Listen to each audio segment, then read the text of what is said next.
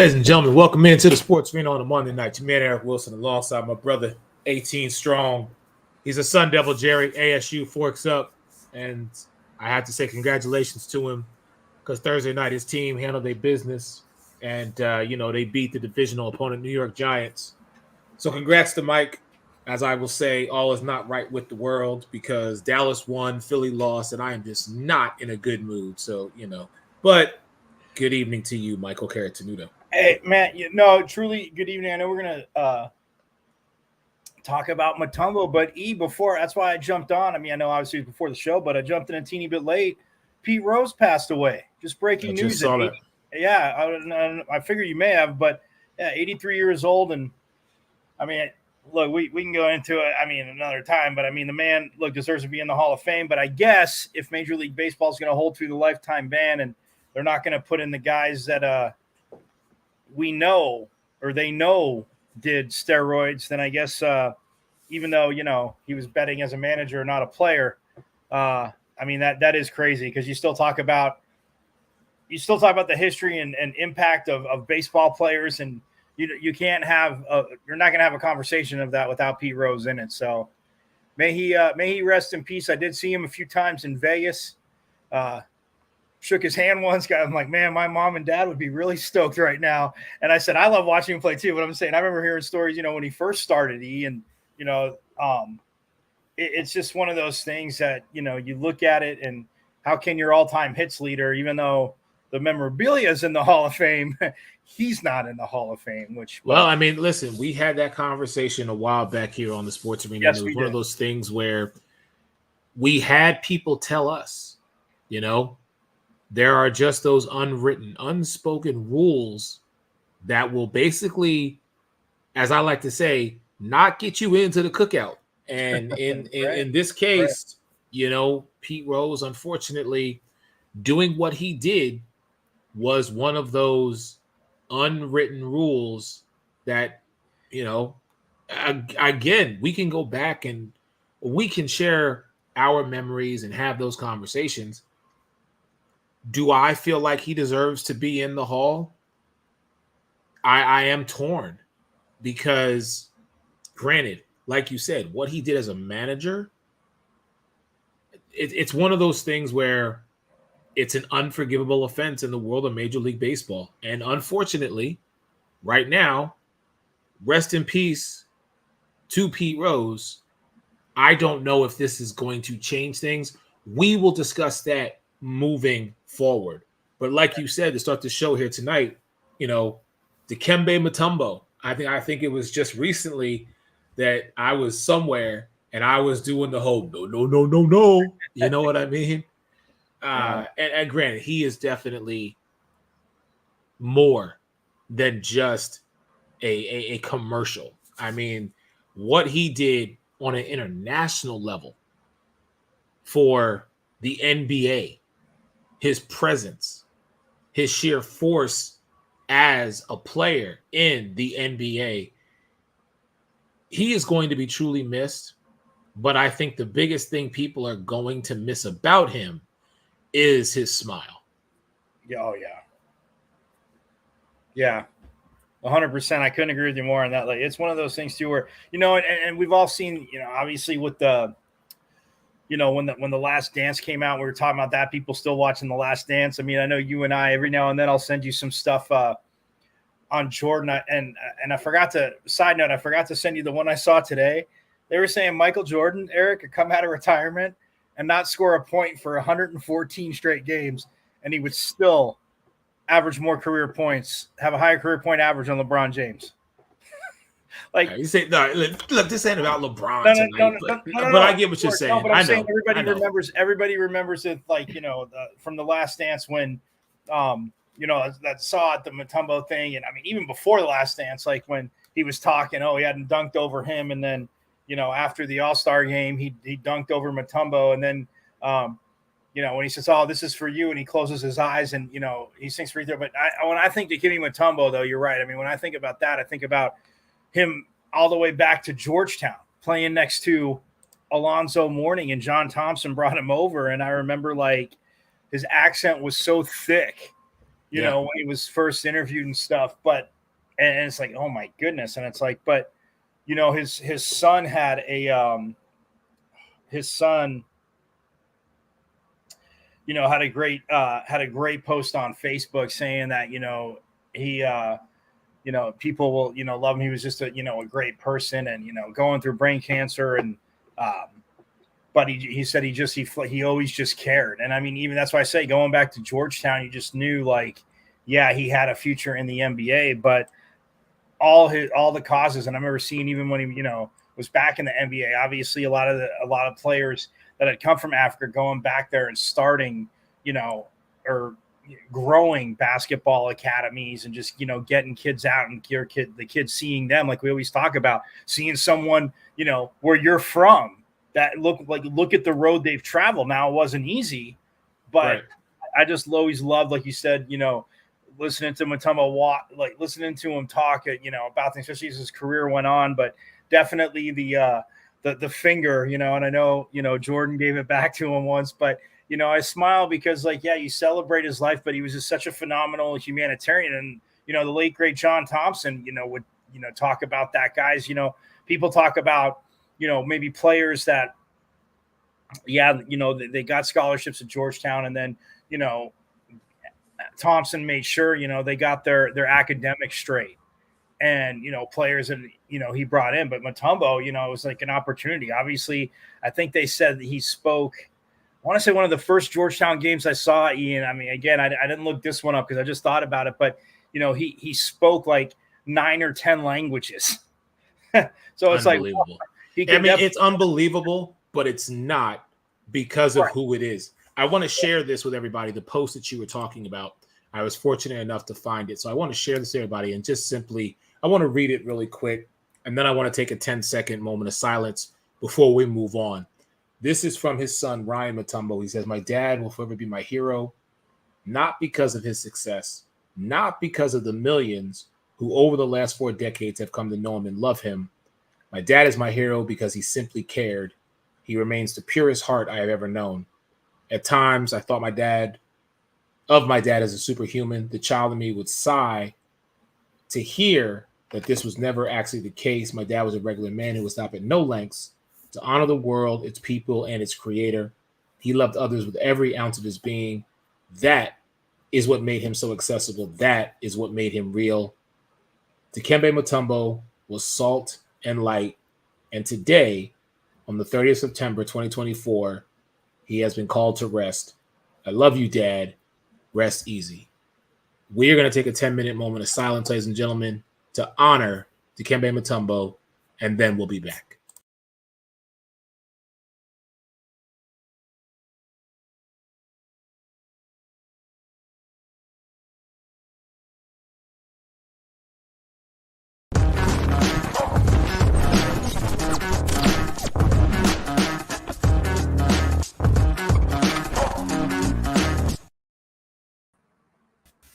All right, welcome back in. So, great way to start the show, Mike. But you know what? It is, in fact, coming to the end of week 4 in the NFL.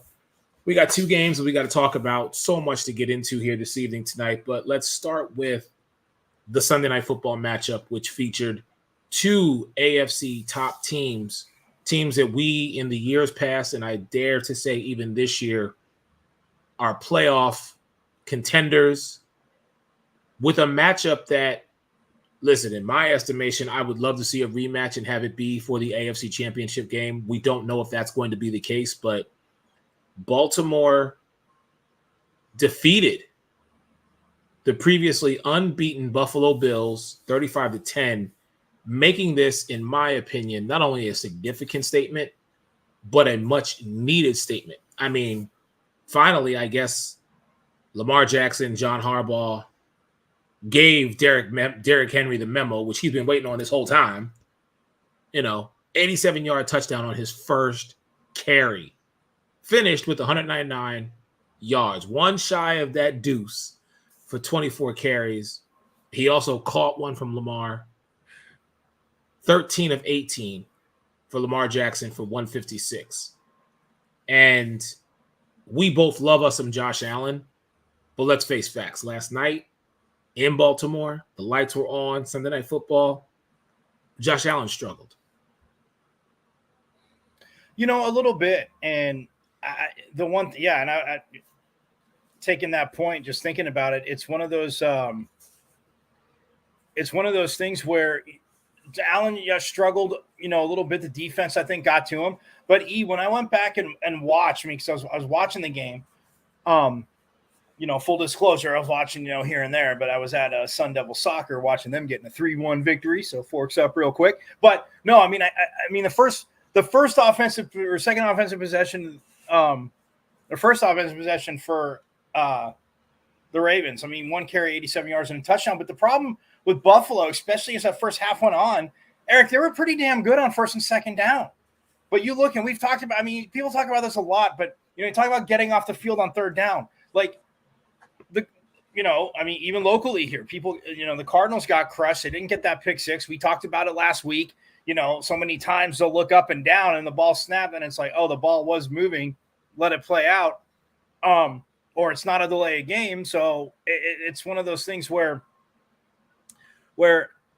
it's third and 14 or third and 11 and third and 15, and the Ravens get 17. The Ravens get 15. I mean, in the first half and even in the second half, because Buffalo, they started to move the ball a little bit better, but Baltimore's defense, whether because it was in prime time or not, the defense, to me, that's the one thing that they were able to get off the field and cause some issues. I don't think they got James Cook the ball enough. I will say that, because when you're playing the Ravens, that's the one thing in teams of that ilk, you have to stay you have to stay patient with your running game. Yes, I'm not saying, line up first, second, third down and run if you only gain, 5 yards and punt and keep doing that every series, but you have to work it in. You become one-dimensional. And like I say, I don't want to poo-poo on Bears fans parade, but did you see how disgustingly amazing, again, Patrick Queen looks? Because it's ridiculous. And the Bears didn't want to pay him. But, hey, what do I know? It's the Bears. And go ahead, Bears fans. I'm right here. Like he always says, not hard to find. Take your shot at me. But I know you can't pay everybody. If you would have paid him, you still probably would have ended up with Caleb Williams anyway. Nonetheless, but he's balling out. So when you look at giving up all those big third downs and keeping, the Buffalo offense and Josh Allen off the field, who, under Joe Brady, and that was the big thing, Brian Dable leaves and people were like, oh, is Josh, and I know you, I probably thought it was a little more funnier than you did, but we kind of laughed at like, oh, is he digressing? And, is he just going to, constantly turn the ball over? Yeah, Brian Dable was gone. Ken Dorsey. They let Ken Dorsey go. Joe Brady comes in, and now Josh Allen everybody's talking about the weapon that he's been, but it's exponentially greater, because he's like, look, defense, you give me this, cool. Oh, I have James Cook, cool. We're going to run the ball. Oh, I'm going to go downfield to Kincaid. I'm going to go downfield to these, Stephon Diggs isn't here. Gabe Davis is here. You don't think I have receivers? Okay, well, Shaquille's here open. But the Ravens did a disgustingly amazing, phenomenal job if you're a Ravens fan, which you've been waiting to see this. But now it's about seeing it every week. So I think not getting off the field on third down is what cost Buffalo, to overstate the obvious, but that many times. Okay, it happens one series here, one third down here. You're between the 20s. Maybe you give up a field goal. But, dude, Derrick Henry and that offense, that's why that's why I said to you today. So do you think that this is the offense? Look, and I'm not overreacting, but I'm saying this is the offense we expected to see. Nobody was saying, I know you and I, some people may have, you and I weren't saying Derrick Henry slowing down. Everybody, I know a lot of people, and we heard the chatter in our box a few times. Oh, look at all the carries. He's, yeah, one play, 87 yards, and he outran defensive backs at 250 pounds. Once again, Eric and I will wait for your comments on that one. But is that the offense for you that you could see winning a Super Bowl? Look, winning the division, which is still going to be tough. I don't. Okay. I don't know. To answer your question, Mike, I don't know. And my reason why I don't know is because it's only one game. It took them 4 games to get to this one point. You've had this man in your they locker destroyed room. The Cowboys. You've had this. He destroyed the Cowboys the week before. Yeah. But again, it wasn't the Derrick Henry that we were really wanting. This game to me was, as we always say with regard to Derrick Henry, as the game goes on, he gets better. Okay. And that to me is what I saw with this. And with regard to answering your question, is Derrick Henry that final, or no, you didn't say that. You said, is this the Ravens offense that is going to lead them to New Orleans? And if you ask me right now, I'm not going to give you a knee-jerk reaction. I'm going to say, for me, the jury is still out. I want to see. I want to know that they consistently can do this with him, like what he was doing in Tennessee, time after time after time after time. Why Tennessee each and every year was in a position to win their division or even make the postseason. If they can keep this consistency going, then my answer will be a resounding yes. But right now, feet to the fire. I'm betting my house, your house, Mama Carrot's Noodles house on the line. I can't do it. Right. I just can't do it. And that still remains to be seen. Good start. Right. Granted, it was 4 weeks in against a team that we anticipate is going to be in the playoffs. I expect this to be a rematch. When? Don't know. Right. Again, like I said, all love to Kansas City for who they are and what they do, but the expectation is for them to be in the AFC Championship game, since that's been their basement since Patrick Mahomes has showed up.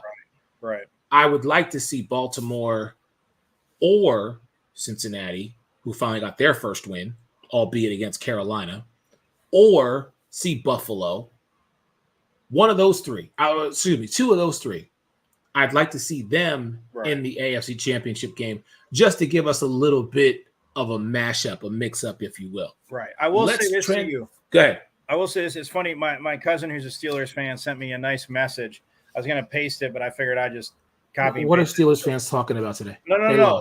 No. Well, but they're still 3-1 in their defense, and of course, he can't stand the Cowboys, so you appreciate that, I know. But he's like, yeah, thanks a lot, Jerry Jones, for being a liar, not taking Derrick Henry. And he just said basically the same thing to you, or that you did, about not being knee-jerk, but like 2 weeks in a row, Lamar Jackson thrown 19 passes, and he's always been on the ilk, like I've said on our show a million times and to you a million times, like every year in college he got more accurate, and he just, completes his passes. Yes, we know if he's even with you, he's done. But now he has Derrick Henry, and yeah, he's just mad at the Cowboys because he's like, somehow the Cowboys would have screwed up even with Derrick Henry, but at least it would have kept him out of our division and the AFC. So, I mean, look, it is knee-jerk, but when you see the last 2 weeks, over 150 and then 199, people say, well, he had one carry for 87 yards. Okay, guys, after that, he had 12 carries, Eric, for 112 yards. Yes, exactly. Like 22 for 112, whatever it was. It was ridiculous like that. But that's what, when you look at it, yeah, because he had he had a total of 199. He had 23 and 24 carries, 12 yards. Okay, name a team that wouldn't take that. Like, okay, 23 carries, all 112 day. Yards. Yeah, so all day. But like I said, and I'm with you. It's not so much that it was knee jerk, and you know me, because I don't believe in the crazy overreactions one way or another. Yeah, sometimes I like to, not that I would ever, poke, an Eagles fan. By the way, side note, before we move on, absolutely disgusting with the Cardinals yesterday, but more disgusting that I had to see fans wearing that crap team visiting shirt, and one almost bumped into me when I was in public. I was like, oh, Washington, get away. You're disgusting. But hey, anyway. Mike, we will talk about them at a later time, but we got a lot to talk about. And since I have to address the good with the bad, I also have to take the good with the bad. Let's call it what it is.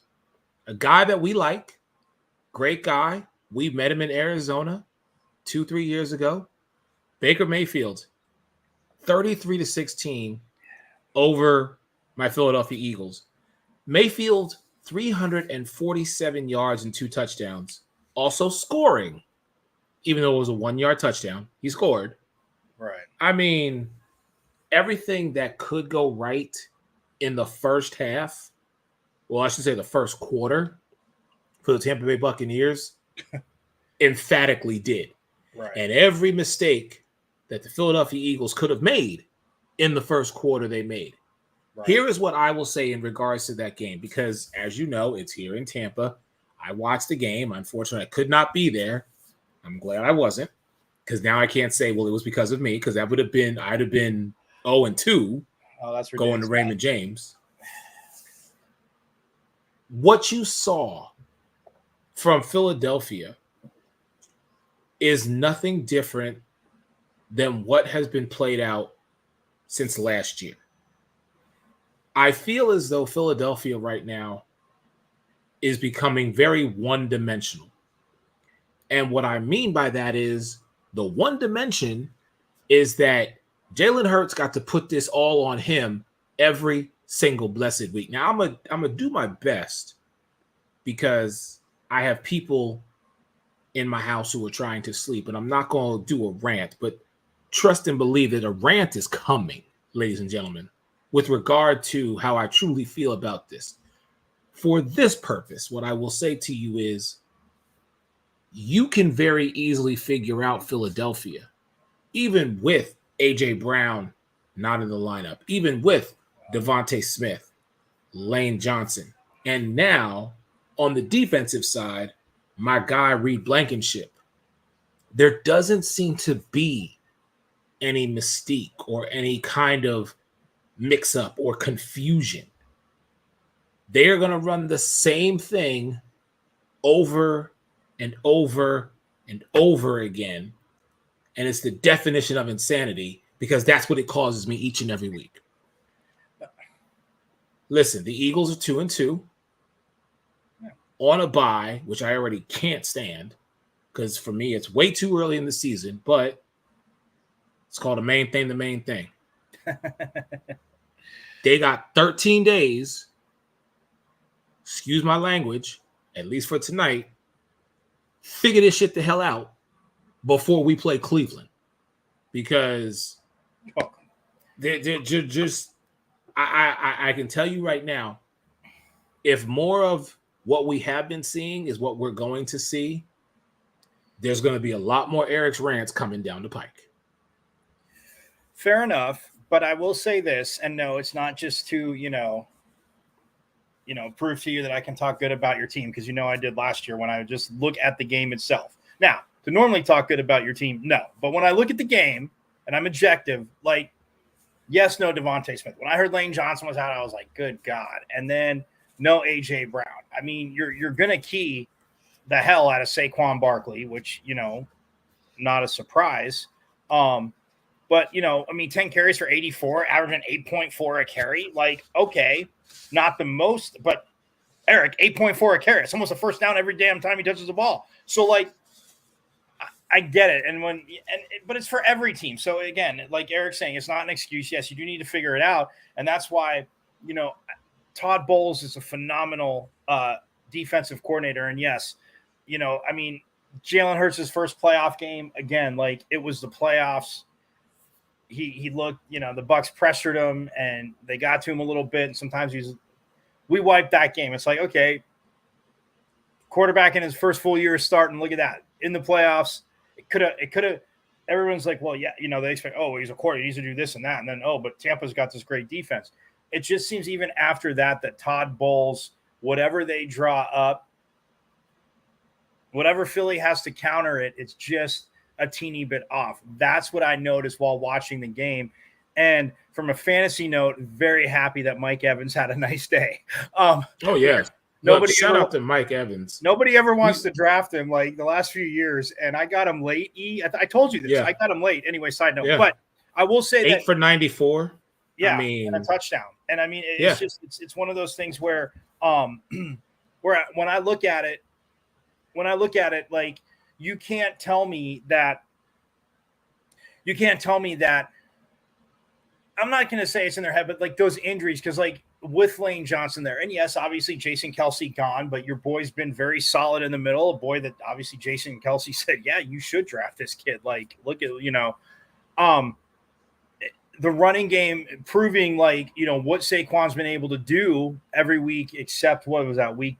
Well, against the Falcons, I mean, he didn't go too crazy. And I'm not even talking about the drop. I'm just talking about rushing. Like the Falcons kind of safely bracketed Saquon because especially making sure there was enough people outside.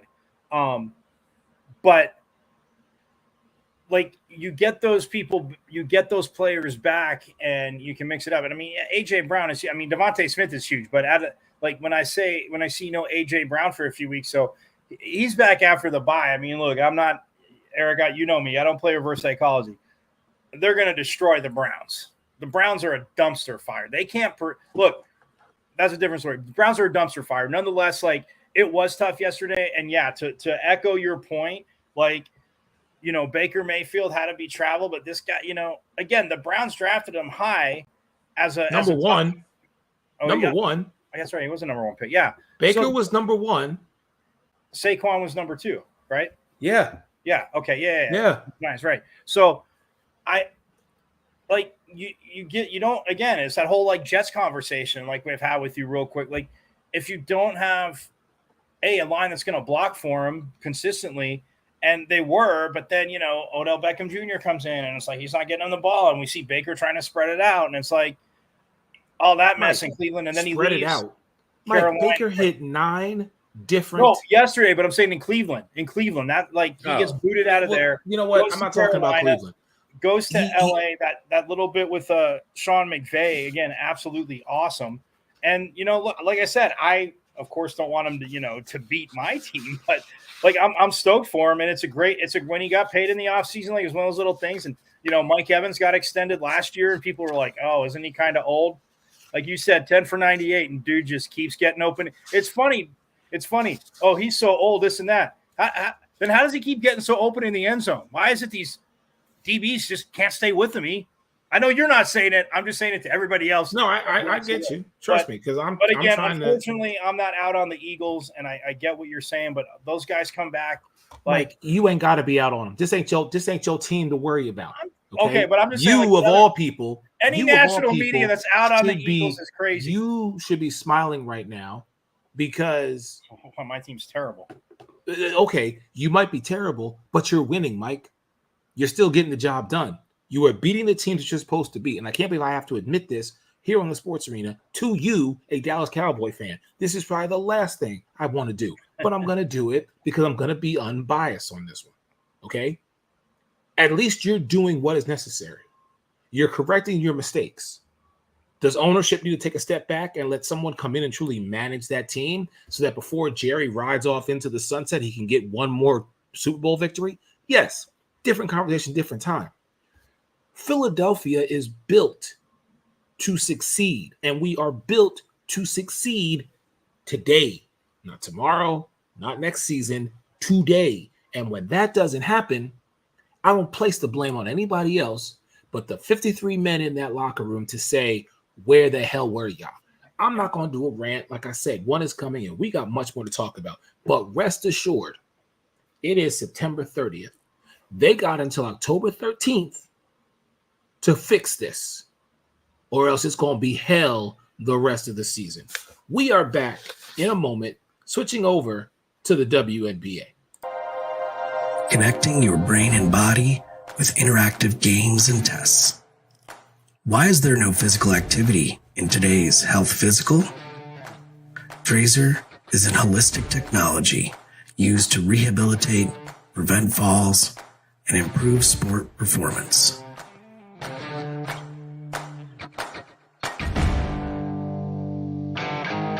Trazer reports provide you, your clinician, your physical therapist, or athletic trainer objective data to make decisions on your health and performance over time.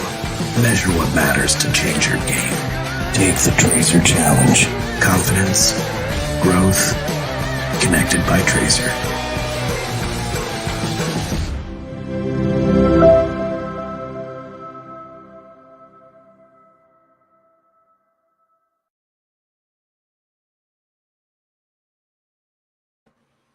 Ladies and gentlemen, welcome back to the Sports Arena. Your man Eric Wilson, alongside my man ASU. He's the Sun Devil Jerry, Mike Caratanudo.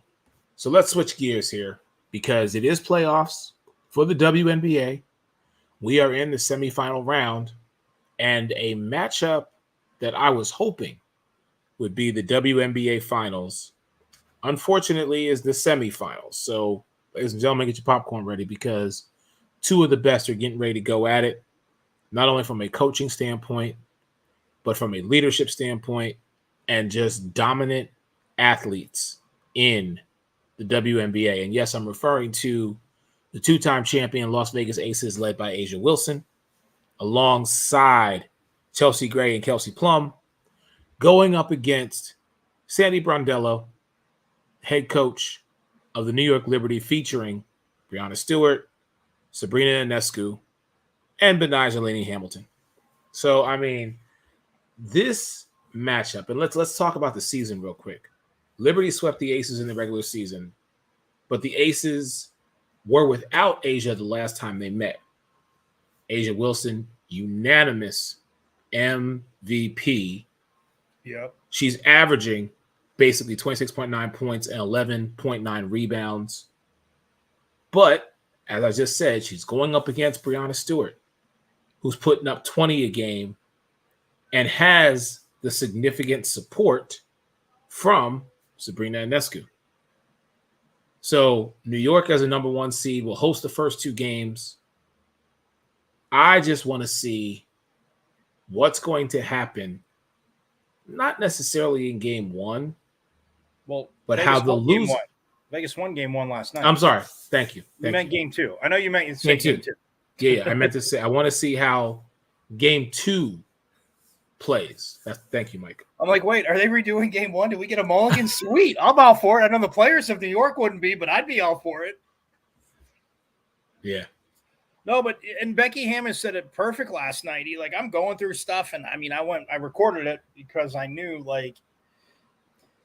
and as much eyes as it has on it, I mean, I know, people say, oh, well, Indiana's out and Caitlin Clark, blah, blah, blah. And again, okay, hold on. Stop. I'm saying this right here.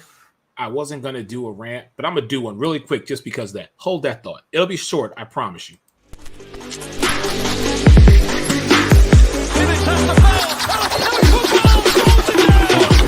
Swung on and hit in the air to deep left center.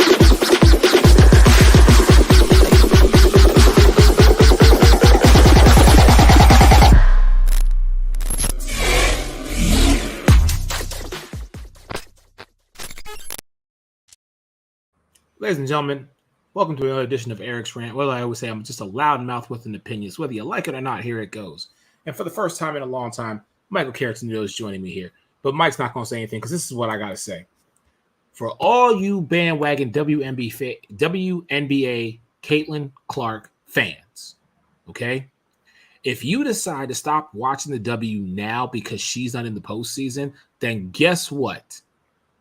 Do me, all of our purists who have been following this game, who appreciate and love what these women do each and every season, shut the hell up because I'm tired of it. The only way you're going to show face is if Caitlin is there. Caitlin is a phenomenal young athlete with a lot of time on her hand and a lot of talent in her body. So I fully anticipate that her time to shine will come. But for all of you who are just now jumping on board with this, and now all of a sudden, because she's not there, you don't want to turn on the channel, you don't want to watch and see great basketball being played, do me a favor. Get the hell out the way so that I can enjoy it, so that I can be the one to say, you missed a great game because your stupid behind decided that because Caitlin wasn't on the screen, you didn't want to participate.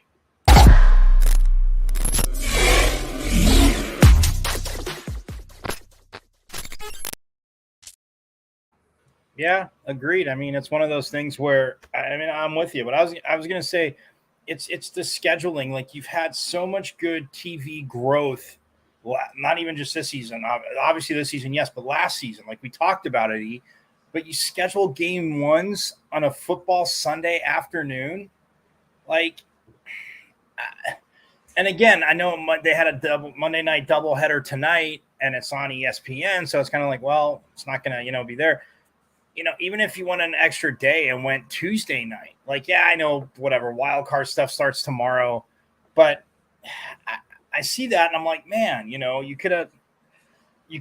there's more of an opportunity, like you said, because like the Vegas game, like I said, I'm watching it. I went out, I'm watching football. I'm watching once the Vegas New York game starts, I'm watching that. And I'm like, man. And then I'm like, well, I'm going to go back and watch it anyway because I recorded it. But yeah, Becky Hammon post game was like, it was hilarious. I mean, not hilarious. She's like, well, you can't get your ass kicked on the boards and then expect to be in transition and then get your ass kicked and not getting giving up, even though it was just one more offensive boards, but giving up transition, giving up this. I mean, you look at what Vegas shot, and again, it's kind of been par for New York shot. I mean, for the course, they were literally 50% from the fieldy, 30 for 60. 42% from the three, and then 82% from the free throw line. And they out rebounded Vegas 31-22. Steals 10-4, turnovers. Vegas had 10. New York did try to give him a chance and had 14. That was the only category really that Vegas had a shot in. And Breanna Stewart, put in 34 last night. And it's like, she's just been on a tear. Kelsey Plum scored 24. Wilson scored 21.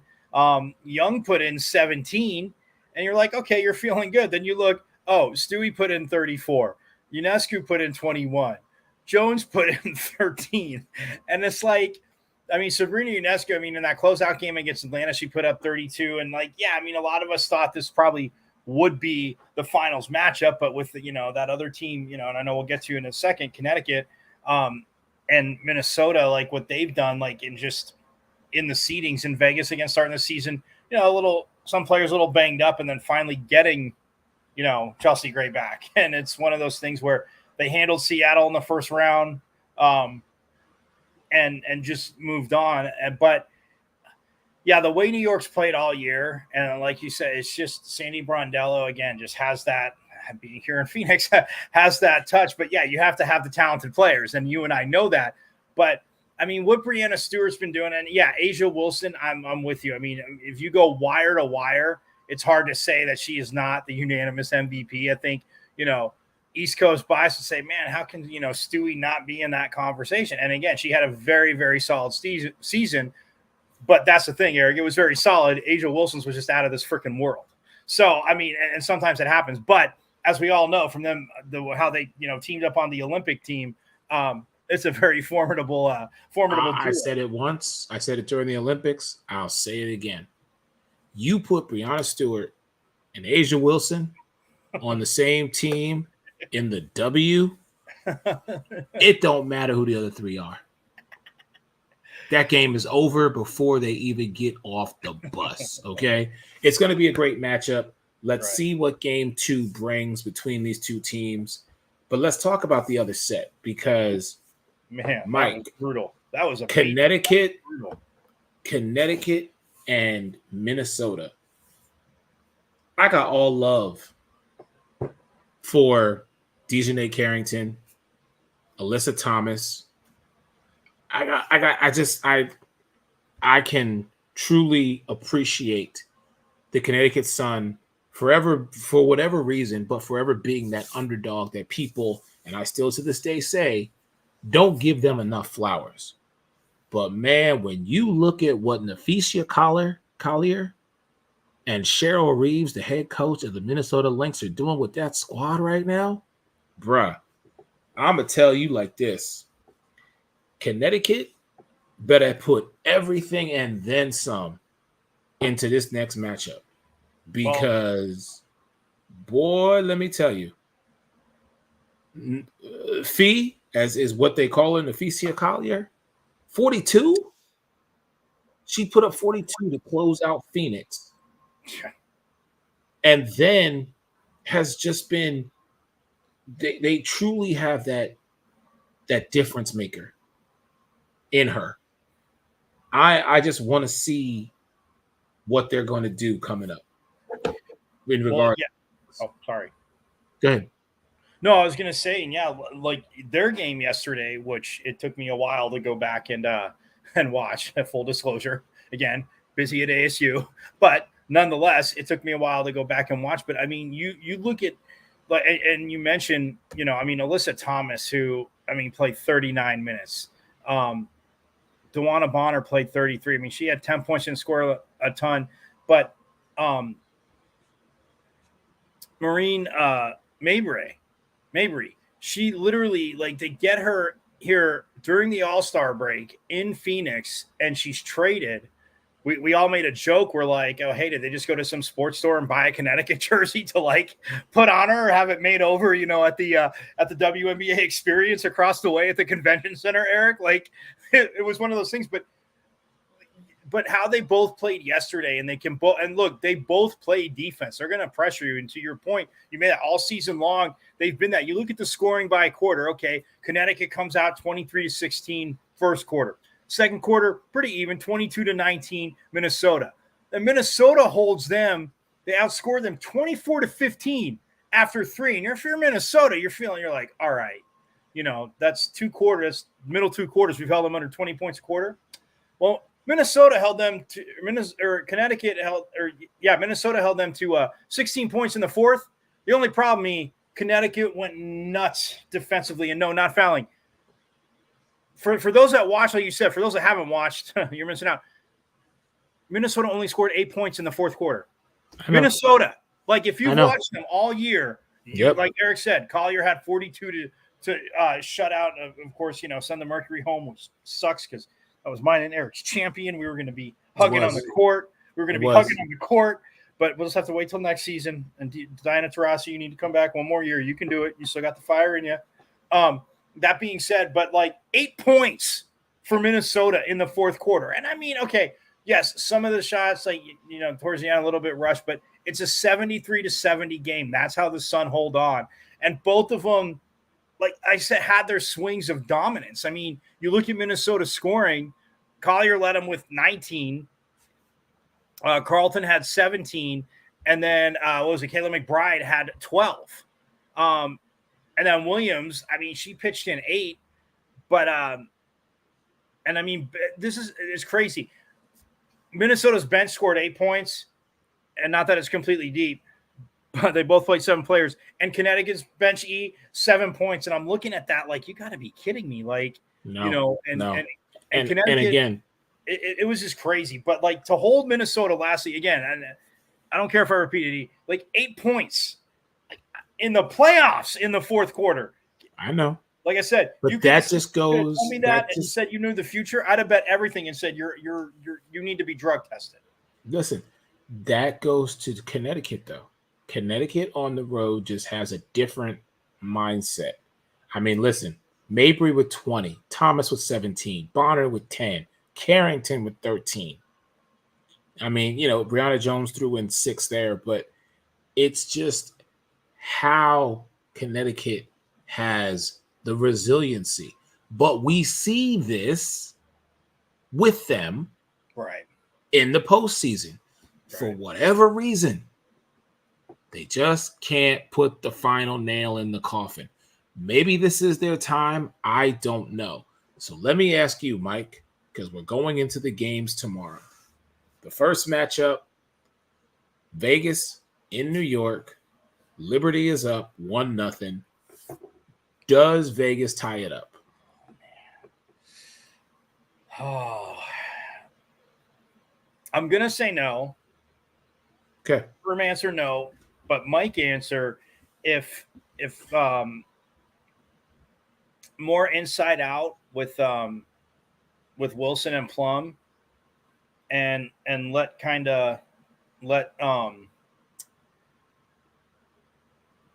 if they run it through that, I think the like they said, the more inside out, and then with Chelsea Gray, I think maybe a little more pick and roll. That's how Vegas does win, but I just think that New York, I mean, they've never won one, and I hate picking against a back-to-back champ, but I don't think they tie it up tomorrow. All right. So then let's go to the next game, because I'm picking Vegas to tie this Okay. up. All right, I was and about to make ask you. this- I'm like, wait. Before we go to the next game, what do you got? and make this a series moving forward.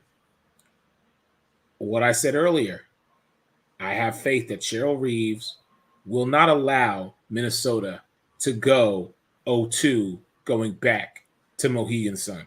Right. I say Minnesota ties this up, and both sets of matchups in the semifinals of the WNBA playoffs will be 1-1 going into game 3. That's how I feel. Yeah, I'm gonna have to go with you on that one. I don't think.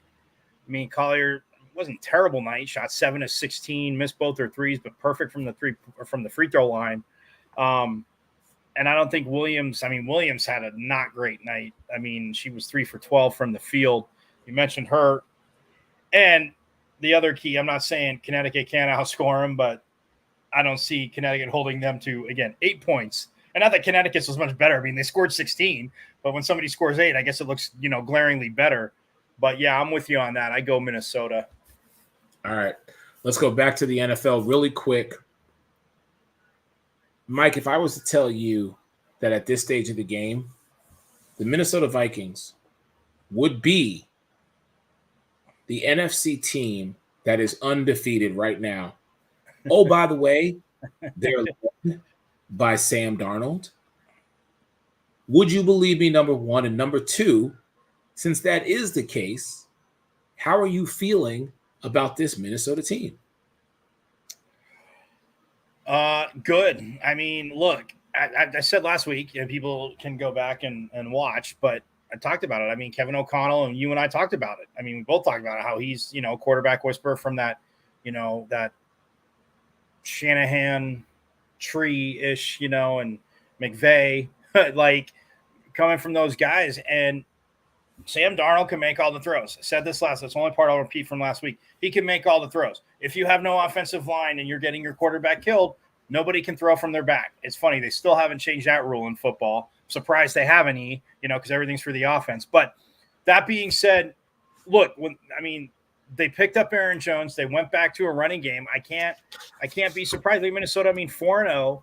And they're plus 57 points. The Packers, fought back yesterday, but did at any point, if you watch that game, this is the question I have for people, and I watched it, did you really feel that Minnesota, was not in control? Of course the Packers are. The Packers are a solid team. They're going to make a run. But I did. I thought there was a point where I thought there was a turning point where it looked as though Green Bay was going to pull it out in the end. The Minnesota Vikings. Yeah. Because of how much they came back. This wasn't a 31-14 or 31-17 type matchup. Right.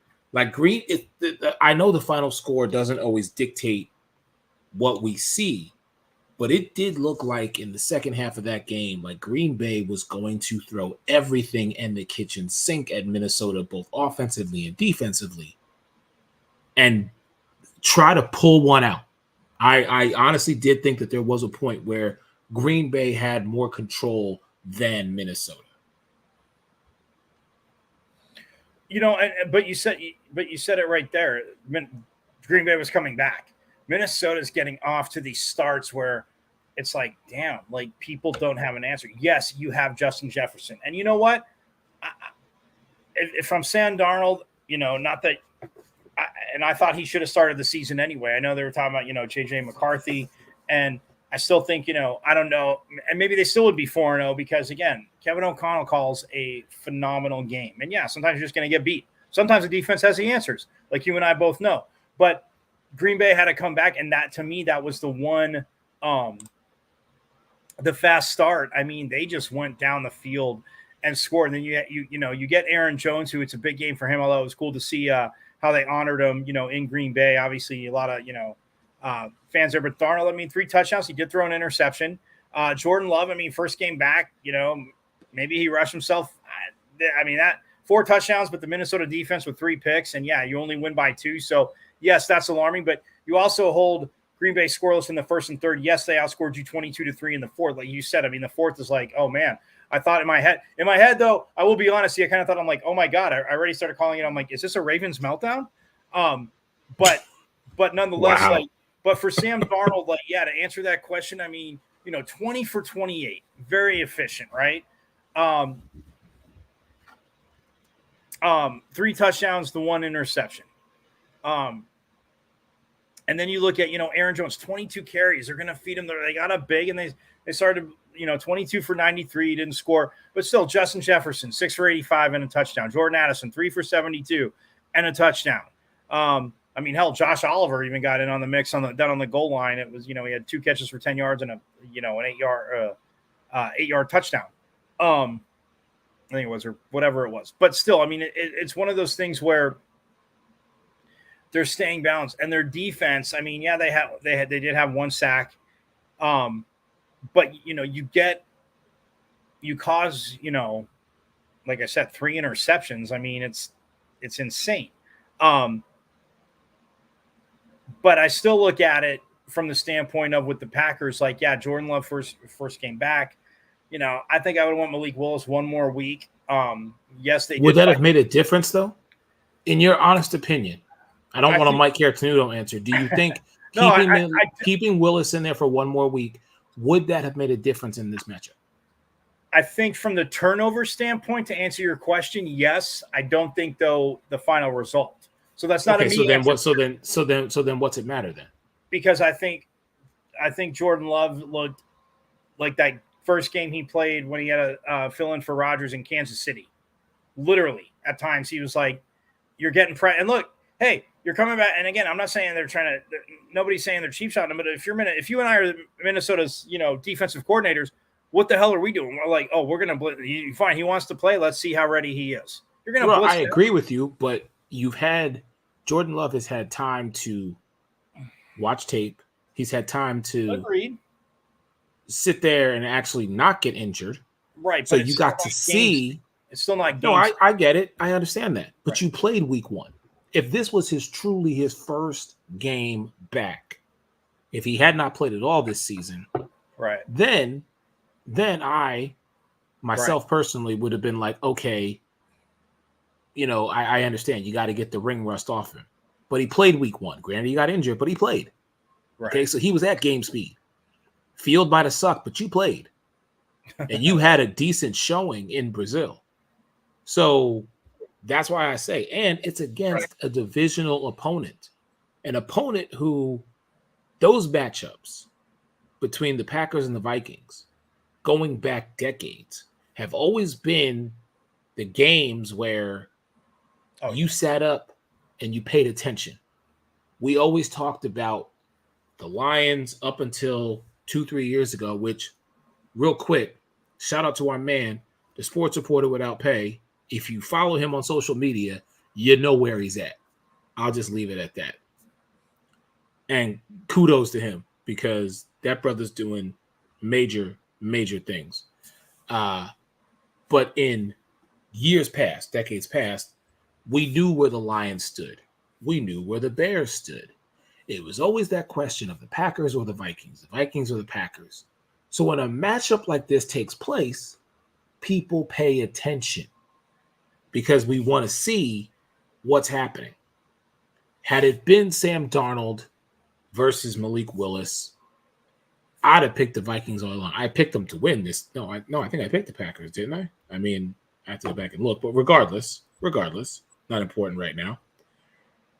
This Vikings team is just on a different course. And when you look at their schedule, now granted, they're on their way to probably London because they play Sunday morning at 9:30 against Mama Cartenuto's Jets. Then they have their bye week. And then here's their schedule. Let's just take up until Thanksgiving. They got the Lions at home, go to Los Angeles, home for Indianapolis, go to Jacksonville, go to Tennessee, home for the Bears. Looking at that schedule, those 6 games, we could be talking about a potential 8-2 team going into December. I mean, you know, in the words of our brother, rest in peace to the great Alex Fleming. I'm not saying, I'm just saying. Like, Minnesota is that team that I don't think many people anticipated being in the conversation once JJ McCarthy went down. But Sam Darnold has truly stepped up and been that dude. And we, I think, have to acknowledge right now, because it is what it is. Let's call it the main thing, the main thing. The Minnesota Vikings are atop the NFC, the whole entire conference. Yeah. Yep. So it's just wild to put that in perspective when you look at the other teams, a la a Philadelphia, a la a Detroit, a la a San Francisco, a la a Dallas, a la, those teams that we just, a Tampa Bay, we just have come to predict, they'll be in the playoffs. Yeah, I mean, going in tonight in the NFC, I mean, Minnesota and Detroit and Seattle were the only two undefeated teams, and Seattle is down 35-27 at this point with 5:29 left to go in the fourth quarter. Eric, give you a little play-by-play there. And no, I listen. I got it. Trust me, I'm watching it. But yeah, I'm with you. And like that's why I asked you, like the division leaders, and as much as we despise that Washington team, I mean, yeah, if you would have said, Washington, Minnesota, okay, Tampa, again, we said the South was kind of a throw up, but with what they had coming back, I don't think people would be surprised saying, okay, Tampa's leading the South. Seattle at 3-0, and people say, well, they played this team. Seattle won. They just punched people in the mouth, and they won. So now they're about to be 3-1, in my opinion. So I mean, if Detroit scores here on this drive, and if you're ahead of me, don't spoil it. I'm not. Go to Amon-Ra St. Brown. Please go to Amon-Ra St. Brown. Catch it, Amon-Ra St. Brown. Is that Amon-Ra St. Brown? No, it's because Mike needs fantasy points. No, I get it. Yeah, I get it. But again, oh my goodness, touchdown for St. Brown. This is unbelievable. Right. Anyway, let's finish this up that Mike can finish watching the game. No, it's not fantasy. I already won. I had Derrick Henry. Oh, okay. Well, then you good. I'm good. All right. So let's move on because we've got. You know what? Let's just go to the NHL. We'll talk Major League Baseball. Yeah, we have time for at another time. So let's talk about some NHL because the season does start this Friday. Mike, I'm gonna let you run the ship on this one. Yeah, I mean, I'm stoked. I mean, they actually have the global series. The Devils, my Devils, are in Prague to take on the Sabres, and again, that's just absolutely freaking awesome. And other sports, people can say, like with the NFL did. I mean, hockey has done this a few other times. I mean, they started the Stadium Series, which anybody knows, pond hockey. I mean, look, you didn't have to be good at it, but you and I grew up around freezing weather. Even if you didn't play, to watch people play pond hockey is absolutely awesome. Again, I don't even care if you don't even have to be a fan of hockey. Like you're saying yes, because you go out and it's like one of those things like, oh man, this is awesome. Because there's no wall, they're skating, they're still, kind of banging on each other, but you can't get checked into a wall. It's a different mindset in a way, but it's awesome. But no, I mean, this isn't outdoors, but they're going to Prague, and it is a global sport. I mean, I always made, the joke to you when you've always asked me like pronunciation for names. Once I started doing play-by-play, I was like, I just ask, but I used to kid around and say, well, do hockey a few times. And believe me, you're going to go get with their media relations person and be like, okay, what's the phonetic saying, like their names, and it because, I mean, whether it's Finland, Russia, Canada, the Czech Republic, like all over the world, you have these players. It only makes sense to do these games. So I'm looking forward to the Devil season. I know, your Flyers, but at least we can both root against the Rangers. I always say that for our hockey preview, but I think it'll be a fun season. It sucks the Coyotes aren't here and that the Utah team, they went to Utah and there's the Utah Hockey Club right now. So yeah, it's one of those things, but I I look forward to it, and I just want my Devils to get back to the playoffs and, have Lord Stanley's Cup go home to where it belongs. That's my homer pick to it, but I think it'll be a hell of a season, and I can't wait to see, obviously, what Connor McDavid and the Oilers do too at a break. And of course, I know Tampa lost a few guys, but your neck of the woods, your Bolts. No, yeah, I mean, I want to see what the Bolts. They're very well coached, but they're never out of it. That's all. Lastly, what I'm going to say. Listen, what I'll say is this: January 18th, January 27th, January 29th. Those are 3 dates that. Oh, March 9th, 4 dates that Michael Carrasnudo and I will not be friends. Oh, Devils! Because that's when the Flyers play the Devils. So I'm just saying. But no, man, listen. Watching, you think Eric gets the most messages from me about Cowboys Eagles? He knows that's not true. No. It'll be out of nowhere, and the Devils. I'm Yeah. like, and because to me, it's like, and I obviously love the Cowboys, love football, but like hockey, like I always said, was one of my first loves. Eric's heard the story 20 million times. I couldn't skate backwards, and Mama Carrasnudo and Papa Carrasnudo said, "You got one more season to get over that." I wasn't falling down like an idiot, like Happy Gilmore, right? But I don't know. Like I told you a million times, and you still struggle to say, I still struggle. I just did not have the momentum going backwards. I could go forward good, and I could get in front, but it was, and side to side wasn't too bad.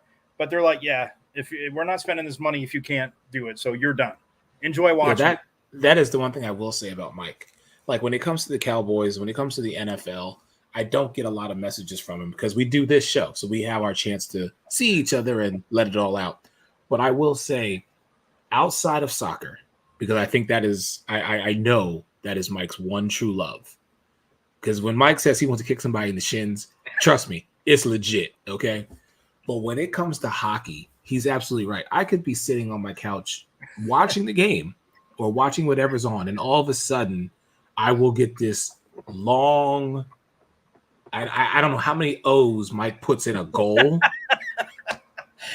And then I'll ask you, "Oh, were you watching? I didn't know if you were watching." Right. He's like, just in case. Hey, are you up? Like, oh my God. But that Mike, I think it's soccer, then hockey, then NFL. Which, you know what?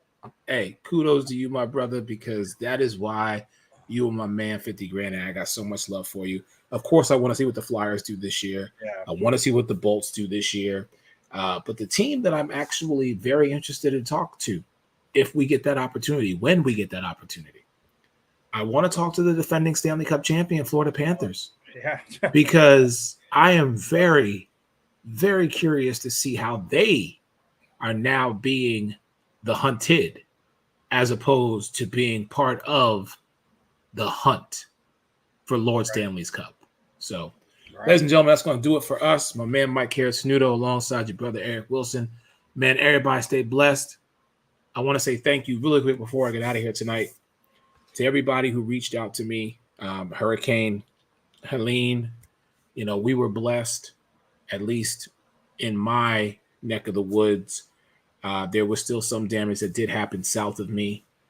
And to all of those in the Panhandle and north of us who are suffering, our thoughts and our prayers do go out to you, because this season, hurricane season, is not a joke. Mike, I appreciate you always, just reaching out, looking out for me, making sure that me and the family are okay.